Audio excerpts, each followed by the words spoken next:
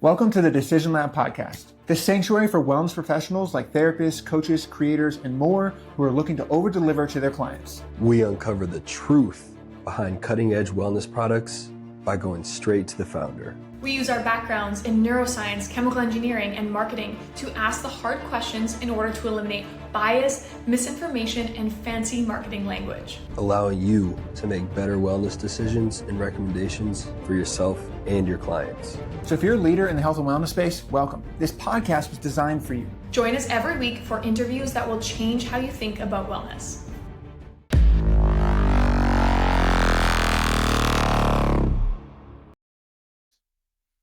Hello, everyone. Welcome back to the Decision Lab podcast. And you have two very special guests today, us. So Cody and I are going to do a solocast episode because we really want to share our learnings through mental health, starting companies, growing a podcast, and we really want you to get to know us more. So thanks for tuning in, and let's get into it. Bam. Boom. I'm excited to be here. I think one thing that just before we started, I was like, if something pops to your mind that we should to talk about, just do it. And one that popped to my mind as you were doing your intro is that there's always maybe little sounds that I make when we're shooting a normal podcast. And it's because I have just a whole entire host of different fidget toys that I'm always playing with. And I just wonder if people have ever seen these or heard these noises. Oh my God. Hey, so I know this now, but when we started, I thought you were typing all the time. And I was like, Cody, typing, like the guest is speaking. It's this little thing. My brother's wife gave all these little toys to me, and then this is Camuso. This is a Camuso. This is their new prototype, shift silent? That is bendy. That one's cool. Silent. This one doesn't make any noise. Yeah. Put the other ones away. Podcast and use the silent one. Not nearly as fun, but yeah, I just randomly was inspired to share that because I just wonder if people are like, "Fuck is that sound?" And now you know. We know. Yeah. But not the reason we're here. The reason we're here today is to get to know us a little better. So Chloe, help the audience understand. You are a chemical engineer. You've run multiple companies. You've worked in big pharma. Why did you start a health and wellness podcast? The biggest reason why I started a health and wellness podcast is because there is a shockingly little amount of transparency in health and wellness brands, especially in the supplement space. So I have worked as a chemical engineer. I've worked in big pharma. I've worked with a lot of supplement companies. And unfortunately, not all the information you are marketed is true. And so I'm super passionate about this information. And I really wanted my audience, as well as your audience, to really understand which products are actually good and where the BS is. I love that. What's the biggest line of BS that health and wellness companies give consumers today? Oh, biggest line of BS. I would say falsifying clinical evidence.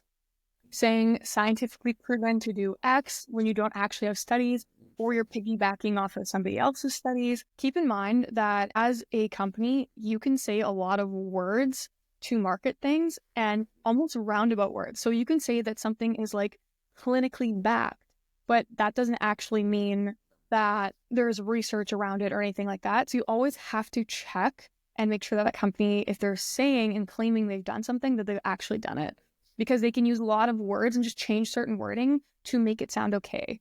Like, for example, in the skincare industry, you can say scientifically proven to reduce wrinkles, which means that there's a clinical study behind it. But you could just say may help to reduce the risk of wrinkles, and then you don't have to have any studies behind it. So wording is really important in the industry. Right. Yeah, it's crazy. You and I talk about this all the time. Clinically tested does not mean clinically proven. And even if it is clinically proven, the sample size they use could be weird. They could have used people that are completely different from you, like ethnicities, groups, genders, any number of different phenotypes. There's just so many different things that make it so hard for people to understand what the fuck they're going to get when they order a product today. So, and research is a huge one. And I think people really need to know that the supplement space and a lot of the wellness space isn't regulated in the same way that pharmaceutical companies are. So it is a little bit like a free-for-all, and it's more so up to the consumer. There's not really a governing body that's punishing people. What was your time in pharma? What was that like? My time in pharma, I actually, being very entry level, had parts of it that I really enjoyed because I really liked the work that I did. I was actually working with an external company that was developing apps to be used alongside heart medication. So that was a really fun role. But the issue with big pharma is once you're in it and outside of it, you realize how problematic big pharma is and how much of an industry it is, right? They control everything big pharma even designs medical school courses, right? The whole entire medical system is What? designed by big pharma. Yes. Medical school curriculum is written It's created by the pharmaceutical industry. Okay, I didn't even know that. Yes. The fuck? What do you mean? Yeah. So basically, as a physician in Western medicine and traditional allopathic medical school, you are basically taught how to treat disease. And you treat disease with pharmaceutical drugs or surgical interventions. You're not taught how to prevent disease. So it's a pharmaceutical market. You're taught either medicate or cut. It's wild. It's interesting you say. I'm reading a book called The Suggestible Brain.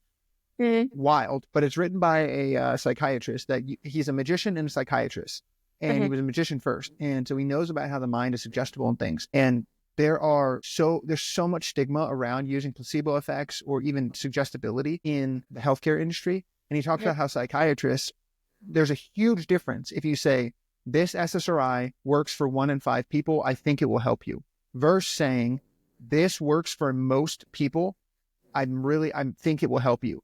People who hear the second thing have better outcomes than people who hear the first statement, just because based on how your brain is suggestible and things, it's nuts. And so it's like, and that's for drugs, but exercise, and placebo effects and therapies are just as effective, if not more effective at times than SSRIs and stuff, but they're taught to use the drug and not to talk and think and use these different methodologies. I'm going to grab a book that I've been reading. Please do. Where are you at right now, by the way, Chloe? Chloe travels the fucking world. She is in 300 different places every day. Is that the biology of belief, Chloe? Such a good book. Okay, so I think everybody needs to read this. This is by Bruce Lipton. And so he basically Bruce Lipton. Bruce Lipton is a PhD cell biologist. He is taught at medical schools. But then he brings this spiritual aspect and he talks a lot about how belief impacts your cells and the entirety of your body. And so there is this complete additional element that thinking, energy, spirituality, it all plays a role in our healing. Dude, it's so true. Psychoneuroimmunology is study of how your psyche, the things you think and believe in your mind, affects your nervous system, which is your biology, which then affects your immune system and your endocrine system, and how all those things work together. It's crazy. People that they hear about vaccines, right? And the people who have the worst side effects from vaccines are the people who believe they're going to have the worst side effects from vaccines. And they've done experiments where one group gets a real vaccine, one group gets just water. And even the people that got water got the side effects of the vaccine, even though there was nothing it was just water, or saline or whatever. It wasn't obviously water, but it was saline solution. And it's just wild how powerful your brain is and your mind is and how they affect each other. Completely. And then if you look at it on the opposite end of things, have you seen that study they did with Wim Hof and some of his students where I think they injected them with, I could be wrong, but I think it was E. coli, and they did their breath work while their body was processing E. coli and they had no symptoms. This kind of stuff is wild. It's out there. It's out there to some people, but this fringe science, it's like they talk about science evolves as the older generation dies type of thing. The older scientists pass away and move out of, right? And then it allows for newer scientists and newer ideas to come in, which is sad. That's how it is. But these types of things are fringe right now, but will be mainstream in the future. It's crazy. Completely. All right, Cody. Yeah. So now your turn. You studied cognitive behavioral neuroscience. Why did you start a health and wellness podcast? Similar reasons to you. I've seen, not from the pharma space, but companies claim all sorts of things about the mind, brain, and body that just don't have real validation, or they will say our product will relieve anxiety. And it's okay, How? In your product specifically, or just by the fact that you're a breathing tool, it relieves anxiety through breathing? And could you be more specific about that in your marketing and things like that? And so they make wild claims and suggestions sometimes about their products and services. Like we had LifeWave on here, and that was the most wild podcast for, like, I just can't believe how made up some of this stuff is. Like I literally asked one of their head people, like, you say you have clinical research, but I'm on clinicaltrials.gov and I do not see it. What's up with that? And it's just crazy, the type of stuff that people will say. And so that's one aspect of why I wanted to start this podcast, to kind of verify what's out there. The second one is to simplify things. Like I love simplifying things. You love simplifying things and helping bring clarity. The vast majority of the people that we interview are great people, good products, and they've got the best intentions in the world, right? So far, but they don't know how to simplify what they're talking about. It's too complex. And the average consumer has no idea how to help themselves because it's too complex and they don't understand something. And so simplifying these types of things is huge. And then being able to amplify and get these types of really good health and wellness products out and about, I think is huge. And using like ethical marketing practices and things like that to help these types of brands get out there more often. So that's a big one. And the other piece too is shedding light on some of the behavioral neuroscience and psychological manipulation that's used against you as well. Like our brains are susceptible, like I just mentioned. Marketers are full ass teams of neuroscientists, like manipulating your every single click, swipe, and every move you do on social media. It's crazy. Not even just social media, the whole world. I can look out my window and I can see a billboard from right outside my window. Like it's everywhere. We're inundated with this stuff and it's not an accident. So from the podcast and from going on social media, what are some of the biggest lessons you've learned so far, especially in terms of how to find good brands? Well, I've learned a lot from you before we even started the podcast. So especially like looking at ingredients and stuff like that. Some of the other stuff that I've learned is I've learned more about research, honestly, and like more in depth about what a pilot study is versus what a clinical trial is, and like what anecdotal evidence is, and like starting to figure out how to learn or how to delineate between something that's like science and something that's like an anecdotal like review of something versus those types of things, and then how to make my decisions based on that information. I think that would be one of the big things. I was also listening to our podcast with the founder of Sensate, Rudy, yesterday. Oh, Affirmate with Rudy. And that dude is a legend. And he was talking about how in the West, meditation and mindfulness are these things that we do, practices that we, like, I'm going to go meditate for 20 minutes. But in the East, it's a way of life. And so he was saying that no one in the East would ever say, I'm going to go do my yoga. Like, it's just part of what they do every day. They were like, I'm going to go be mindful now. He's like, they do everything mindfully. They sip their coffee mindfully. They are on this podcast mindfully.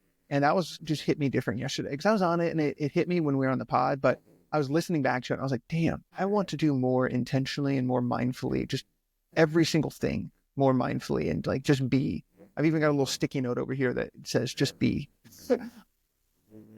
I love that. Okay. All right, Chloe, you were just on an ayahuasca journey. What is one of the biggest things you took away from that? Mindfulness and how it plays such a role in abundance. Because abundance, if you were abundance itself, instead of trying to chase and achieve abundance, which many of us are trying to do, but that's not real abundance. Real abundance is to be abundance. And abundance is moving through life calmly and with love. And so very, very mindfully, because abundance is not in a rush.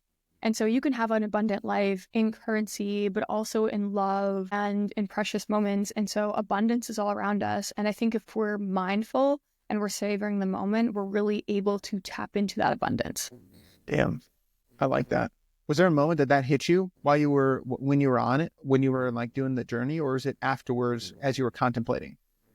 No, it completely hit me on the journey. I was actually asking ayahuasca, what am I going to do with my life? Like, show me the path forward, because I've been getting all these downloads and I'm like, well, perfect. I might as well just ask for more information.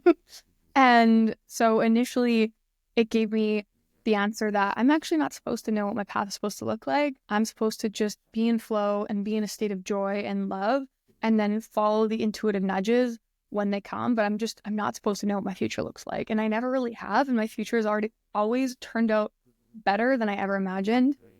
And so then I asked the question, why haven't I solved this abundance thing in my life? And first of all, it was like, you are wildly abundant. Everyone is. Nature's in abundance. You have like 70 billion cells in your body. Like, you are abundant. So number one, you're abundant. Number two, you think you're not enough, and you are enough. Ayahuasca literally yelled at me. It was like, you are the entire universe in one human being. How can you dare question whether or not you're enough? And then number three, it showed me how abundance would move through life and how I had been moving through my life before, not in a state of abundance, rushing through calls and conversations, constantly worrying about whether I'm going to have enough money. And it really showed me that I have always had enough. I currently at this moment have enough to survive. So why, based on those two facts, why do I think that I'm not going to have enough in the future? And so it was like, enjoy your life, be present. And in that being present is where the abundance lies, and that will attract more abundance. So one of the biggest things you learned from your ayahuasca journey is that you are enough. Do you truly believe that now? And how has that made you show up differently in your life since the ayahuasca journey? That's a great question. So I would answer that yes, as a umbrella term, but there are moments, and this is where the integration process happens. There are moments where you slip out of that knowing, where I check social media and I see somebody hold up a Birkin bag and I'm like, oh, should I have one of those? And then I kind of bring myself back to the learnings and teachings that those things in life actually really don't matter to me. What matters to me is being in a state of freedom and being able to fully experience life and be in a state of flow. And when I reconnect to that, I realize that I am enough. And another thing that really helps me is when you think of animals or babies, or I think of like my best friends, and I would never look at my best friend and be like, oh, you would be so much better if you just made like an extra 50K. Or if you just lost 10 pounds. Like, no, you are my best friend and you are perfect as you are. And you are always enough. It doesn't matter what you do. And so I think looking at it from that lens is really, really helpful. Hell yeah. Why is it so much easier to be nicer to other people than ourselves? Like, does everyone have that problem? Or is that just me? I think so, unless you're a narcissist. But here's my theory. I think it's societal conditioning and programming. It's capitalism's greatest achievement is to make us feel unworthy and like we don't have enough until we have a yacht and a private jet, because it creates really obedient workers and people that are stuck in this system and think that they can't achieve happiness or worthiness until they reach X. And this is shoved down our throats from everything from like the images we see on social media. We look at models and we look at the white picket fence and we're taught to want all these things, where in reality, for the most part, unless you're in a survival state, but for the most part, if you aren't trying to survive and you're okay and you have enough, that like all the happiness in the world is already within you and in front of you. Which is nice and easy to say. There is something to say about money and having things to a certain degree, I feel like. Like, I feel like money can buy you happiness up to a certain number. Yeah. So my perspective on money is very similar to health. And can you hear, oh my God, somebody's like, can you hear that? What's happening? I think somebody's like cutting the grass. Can you still hear me? Oh yeah, I can hear you fine. Okay. I get don't mind. This is what happens, people, when you travel all over the world and have a camera, a light, and a mic. Yeah. And a backpack and a suitcase. Okay. So I think of money very similarly to health. So when you don't have enough health, your whole entire being is focused on getting better. And money is the same. And so you need to have a base level of money and a base level of health so that all of your needs are met. So I do completely agree with you on that. And having an abundance of money, having more than enough so that you can be generous and that you can be comfortable. I think everyone is entitled to that and everyone deserves that. Yeah, I agree. Do you have a number, like a freedom number in your mind? As far as like either what you'd want to have in like some type of investment account where it's like you get a percentage of that every year, or yearly salary? That's a really loaded question because I would answer that really depends. My ego response to that is I really want to be a millionaire. It'd be really cool to say that I'm a millionaire. My non-ego response is I've actually calculated out, and I won't share what this exact number is, But basically my freedom number, my number that I'm making a month that allows me to travel the world, work from anywhere, and live the life I want. And I'm basically making it right now. It's not a crazy amount of money, but I can do everything I want to do. I would love to buy more clothes. I would love to do more and live a little bit more lavishly, but I already have I already have my freedom number to live the life that I want. So I know that if someone were to, double my income, triple my income, it would be really nice, but I don't think it would fundamentally raise my happiness levels that much. And that takes a lot of pressure away. That's interesting. I like that. Mine's wild. I outlined like every single thing that I'd ever want, like a personal chef. I'd want to be able to get all of the newest AI technology and all of the newest neurotech and biotech. I would love to be able to have a driver if need be, get a Tesla so I don't have to get gas anymore. Like all these types of things. And it came out to $1 million a year is what I need to make. Do you fundamentally think having $1 million a year income would make you happier?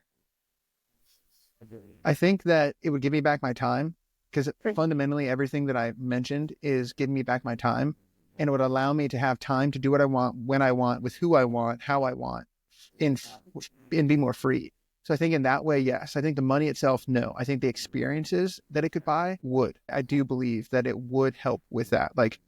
It'd be great if I could travel to Bali, but what if I could take my entire family, all expenses paid, to Bali for a holiday where we're all together? My Chicago family, my Texas family, everybody. Bring them all together. Or take everyone to Hungary. That's where I'm Hungarian, and we all go to Hungary and I pay for it. No one has to think about anything. We're all just there together and it's all taken care of.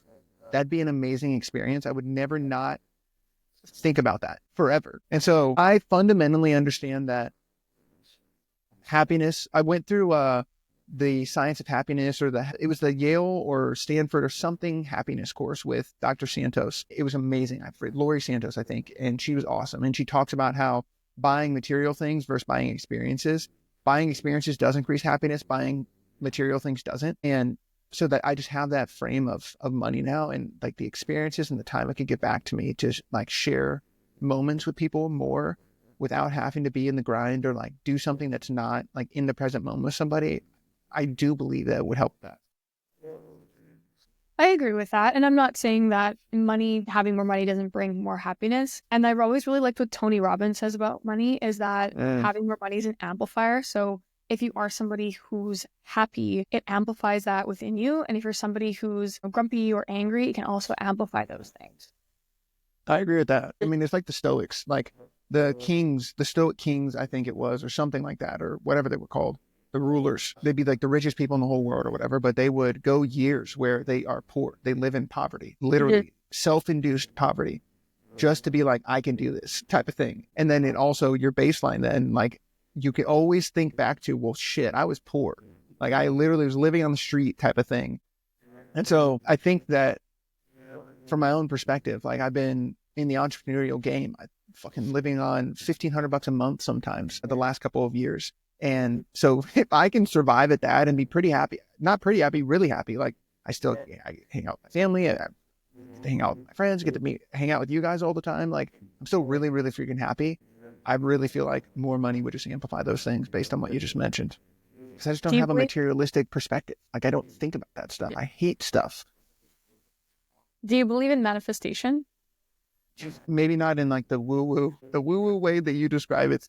Or not that you describe it, but it is described at times. You're pretty grounded in science, but sometimes Miles gets out to outer space and I'm just like, Miles, what are we talking about right now? But I do believe in what you think of, you can create. Whatever your mind can conceive and believe, it can achieve. I really do believe in that. Do you believe in manifestation, Chloe? Absolutely. I believe in it a lot. I do believe that manifestation is a combination of belief and then taking inspired action. It's not just sitting at home on your couch and believing in something and using your mind to attract something. It's a combination of all of these things.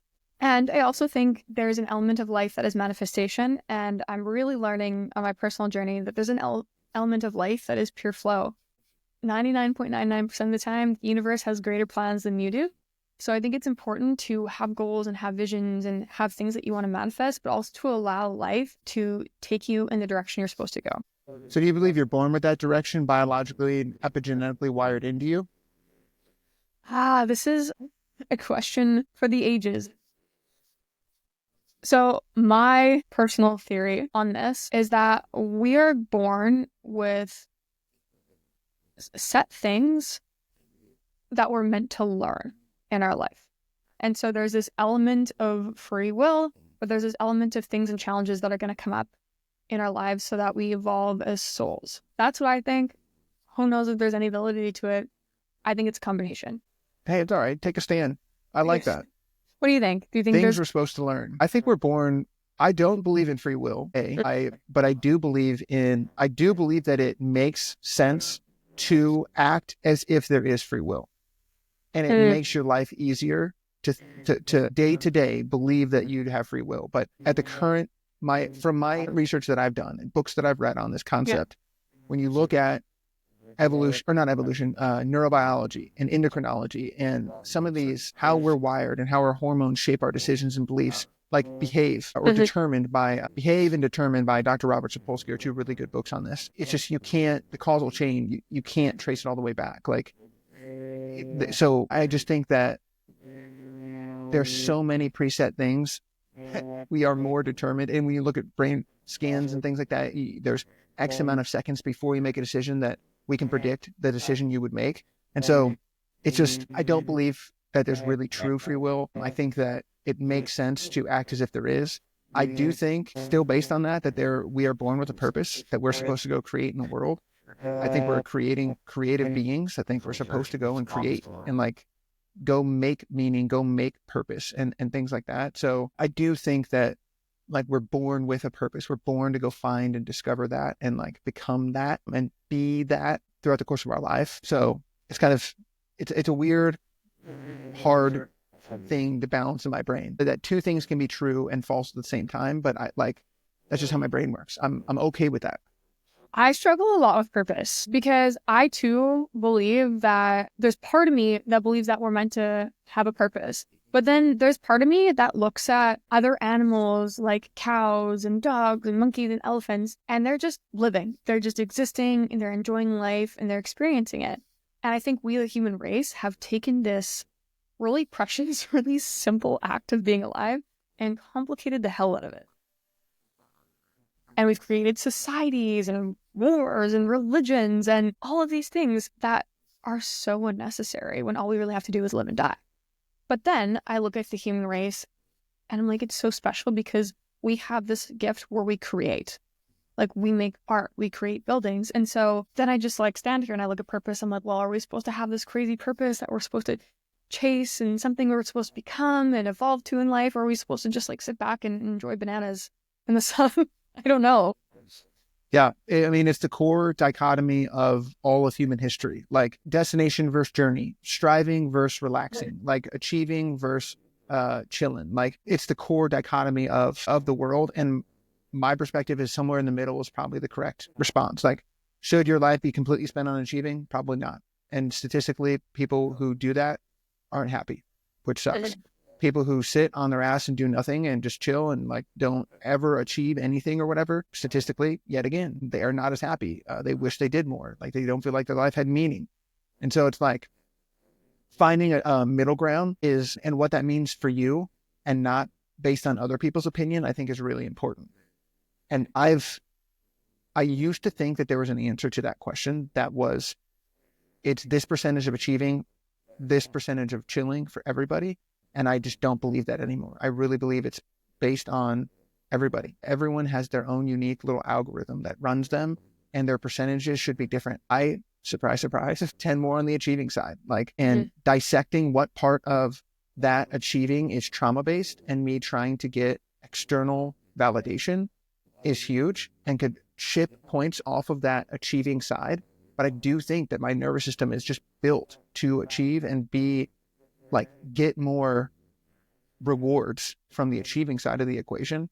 As I get better at the relaxing side, I'm sure that'll shift and change a little bit. But I believe for me that equation, I am tilted more towards the achieving side, but I don't think it should be all or nothing. Completely agree with you. One of my favorite teachings from Principles by Ray Dalio is he says there's this spectrum of enjoying life on the left and wanting to change the world on the right, and you just need to know where you're at on that spectrum and live within it. One question I have for you is, how does trauma turn you into a high achiever? Like, how do you know if, if that's coming from just like excitement, who you are, or if your achievement and drive is coming from trauma? One indicator, to be honest, if you are an anxious achiever in general, if you want to be famous, if you want to be known, if you want to be remembered, generally those are trauma responses because you were not taught or did not get enough validation, attention, love, validation, understanding when you were younger. And so you turn to external validation to fill your cup, and you just didn't learn that you were enough. And that could be a big or little T trauma, honestly. That could be an indicator that you're chasing, that you're being pushed by trauma, which isn't, to be honest, again, I've updated my thoughts on this too. I don't necessarily think it's bad. Like, a lot of people have changed the world in really big ways, and it was probably based on some trauma, like some fucked up stuff. So I don't make meaning of it. I just articulate the science. So that's one way. Other ways to kind of understand if trauma is like driving you. Are you anxious? Like, are you constantly anxious even when you achieve the thing?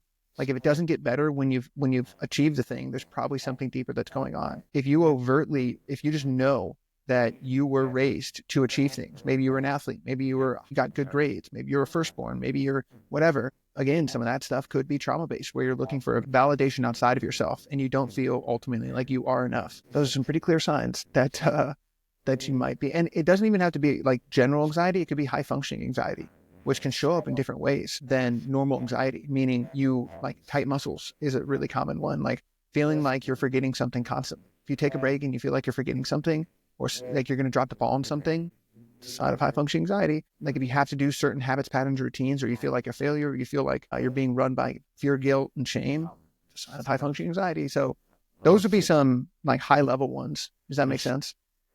Yeah, complete sense. So say I'm somebody with high functioning anxiety. What are some of the best tools to cope with that or overcome that? So the number one thing that I would always suggest to people is IFS, internal family systems, is getting to know that part of you, that achiever part of you. It's almost always in dichotomy or polarized with another part of you that wants to rest, but getting to know that achieving part of you and really getting down to the deeper trauma, that I'm not enough belief, and really have a conversation with the part of you that believes you're not enough. It's usually a single-digit-year-old version of you. It's trapped in some place completely alone, and it's protected by achieving and anxiety and people-pleasing and empath and maybe some type of addictive like drug, sex, alcohol, porn, whatever. And being able to get to know those parts of you and start to shift your relationship with those parts of you and start to, instead of achieving being a reaction, have it start to become a response. That's possible. And internal family systems makes it super, super simple to start to have those conversations with people, with those parts of you. It's been super helpful for myself. Like, I talked to my achieving part yesterday, and when I unblend from that part and I start to talk to my parts as my true self, like not a part of me, but my actual true self, that achiever is a part of me. It's a protector, but it's not me.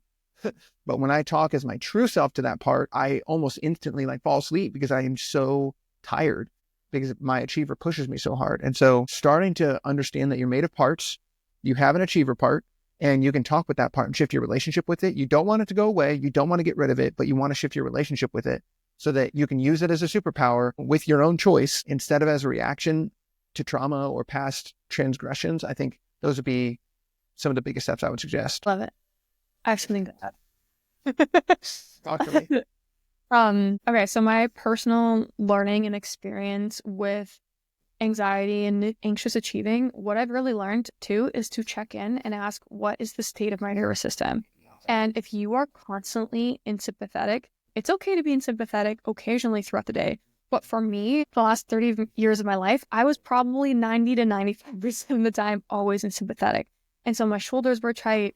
My heart was always racing. And so if you can be in this place of achieving your dreams from a parasympathetic state, of being calm, being collected, it's going to be so much easier, and not everything is going to feel overwhelming or chaotic.